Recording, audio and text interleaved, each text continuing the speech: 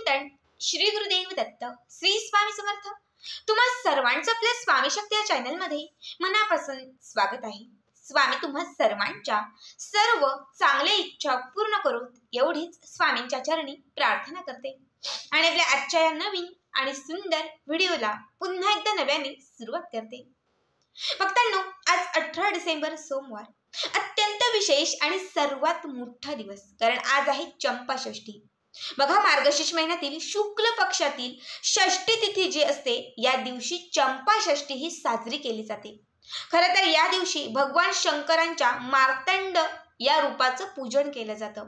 बघा, असंख्य लोकांचे कुलदैवत असणारे श्री खंडोबा या खंडोबांचं पूजन या चंपाषष्ठीला केलं जातं। खरं तर जेजुरी गडावरती हा जो दिवस आहे तो मोठ्या उत्साहाने साजरा केला जातो। त्याचबरोबर संपूर्ण महाराष्ट्रभर ज्यांचे ज्यांचे देवस्थान हे खंडोबा आहेत, तर त्या प्रत्येक घरामध्ये आजच्या दिवशी व्रत, वैकल्य, उपासना, पूजा, आराधना अशा अनेक गोष्टी केल्या जातात। खरं तर चंपाषष्ठीचा दिवस हा मार्तंड भैरवांची सेवा करण्यासाठी आणि शिवशंकरांची पूजा करण्यासाठी अत्यंत विशेष आणि महत्त्वाचा मानला जातो। बघा, या दिवशी खरं तर मार्तंड भैरवांचे तळी भरली जाते। त्याचबरोबर वांग, पापड, लोणचं, मिरची या सर्वांचं जे नैवेद्य आहे ते नैवेद्य या दिवशी खंडोबांच्या समोर दाखवलं जातं। बघा, आजचा जो दिवस आहे म्हणजे षष्ठीचा खरं तर जो दिवस आहे, षष्ठीची तिथी असते, ही घरातील नकारात्मकता, घरातील दारिद्र्य, घरामध्ये असलेलं जी काही बाधा, शत्रुपीडा ही संपवण्यासाठी विशेष महत्त्वाची मानली जाते।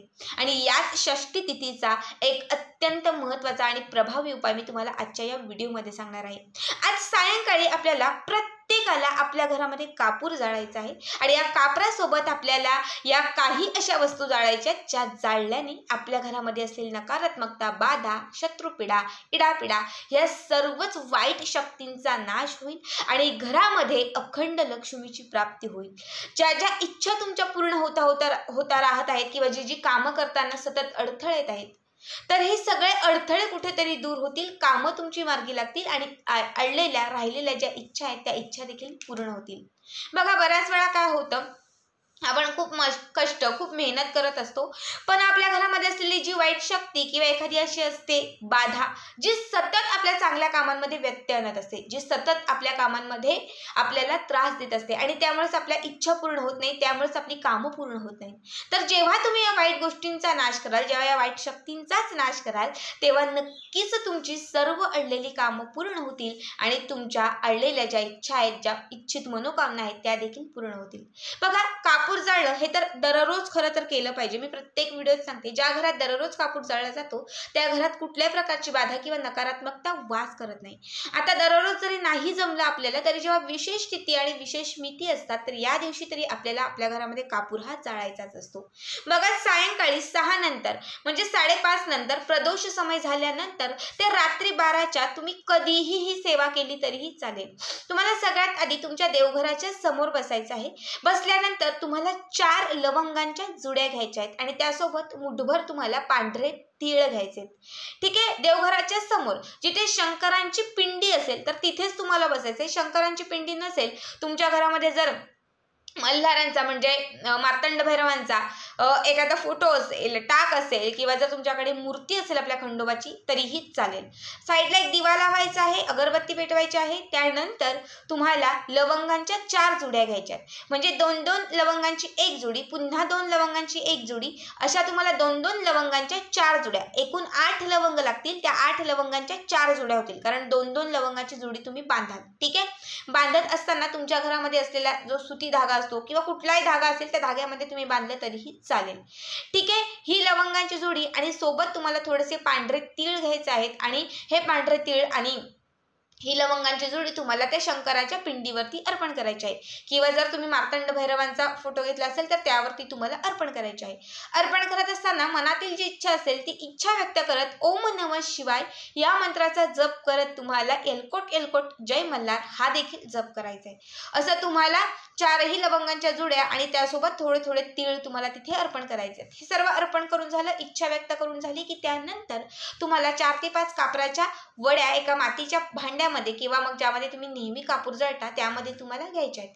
ठीक आहे, हा जो कापूर आहे तो कापूर अगोदर प्रज्वलित करायचा आहे। कापूर प्रज्वलित केल्यानंतर मग त्यामध्ये तुम्ही जे लवंग शंकराच्या पिंडीवरती अर्पण केलेले आहेत किंवा मार्तंड भैरवांच्या फोटोवरती अर्पण केलेले आहेत, तर त्या लवंगाच्या 4ही जुड्या तुम्हाला त्या कापरासोबत तुम्हाला त्याच्यामध्ये घालायच्या आहेत आणि ते कापूर जसं ते लवंग जसं तडतडायला लागेल तसं त्यामध्ये तुम्हाला थोडे जे तीळ तुम्ही तिथे अर्पण केले होते ते तीळ देखील तुम्हाला अर्पण करायचे. बघा, पांढरे तीळ हे शंकरांना अत्यंत प्रिय आहेत. कुठलीही इच्छा पूर्ण करण्यासाठी किंवा कुठली इच्छित मनोकामना पूर्ण करण्यासाठी आपण पांढरे तीळ हे शंकराच्या पिंडीवरती चढवत असतो, अर्पण करत असतो. त्याचबरोबर संपूर्ण श्रावण महिन्यामध्ये देखील आपण पांढरे तीळ जे आहे ते शंकराच्या पिंडीवरती शिवमूठ म्हणून वाहत असतो. हेच तीळ जे आहे ते तुम्हाला अर्पण करत तुमची इच्छित मनोकामना पूर्ण करत अभिमंत्रित केलेले हे पांढरे तीळ तुम्हाला थोडे करत त्या कापरासोबत घालायचे आहेत आणि याचा संपूर्ण जो धूर आहे तो धूर तुम्हाला शंकराच्या पिंडी सोबत तुमची जी तिजोरी आहे, घरातील जे 4 कोपरे आहेत, घरातील प्रत्येक व्यक्तीला हा जो धूर आहे तो थोडा थोडा द्यायचा आहे. ठीक आहे. त्यानंतर जेव्हा हे थंड होईल, थोडंसं हे जेव्हा शांत होईल, तर त्यावेळेस ही जी राख होईल ही राख तुम्हाला एखाद्या डब्बीमध्ये भरून ठेवायची. म्हणजे तिळांची आणि त्यासोबत कापूर आणि त्यासोबत जे तुम्ही लवंग अर्पण केले होते यांची जी पावडर तयार होईल, ज्याला आपण राख विभूती असं म्हणतो, तर ही एका डब्बीमध्ये ठेवून द्यायची आहे. आणि दररोज जेव्हा तुम्ही अंघोळीसाठी बाथरूममध्ये जाल तर त्यातली चिमूटभर जी राख आहे ती तुम्हाला अंघोळीच्या पाण्यात घालायची आहे आणि तुम्हाला त्याने स्नान करायचं आहे. हे केल्याने तुमच्या घरामधील नकारात्मकतेचा तर खरं तर नाश होणारच आहे, पण दररोज या पाण्याने स्नान कराल किंवा ही विभूती टाकून जेव्हा स्नान कराल तेव्हा कुठलीही बाहेरील बाधा, वाईट शक्ती, नकारात्मकता तुम्हाला कधीच स्पर्श करणार नाही.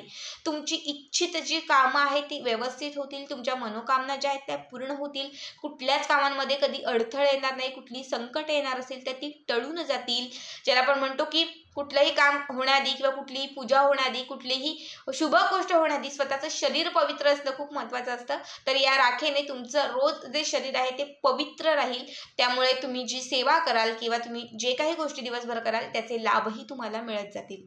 तर कितपर्यंत आम्ही ही राख अंघोळीच्या पाण्यात टाकायची, जोपर्यंत तुम्हाला टाकणं शक्य आहे किंवा जोपर्यंत ती पुरणार आहे त्या डबीमध्ये तोपर्यंत किंचित तुम्ही अंघोळीच्या पाण्यामध्ये घाला. घरातील बाकी सदस्यांच्या अंघोळीच्या पाण्यात घातलं तरीही चालेल.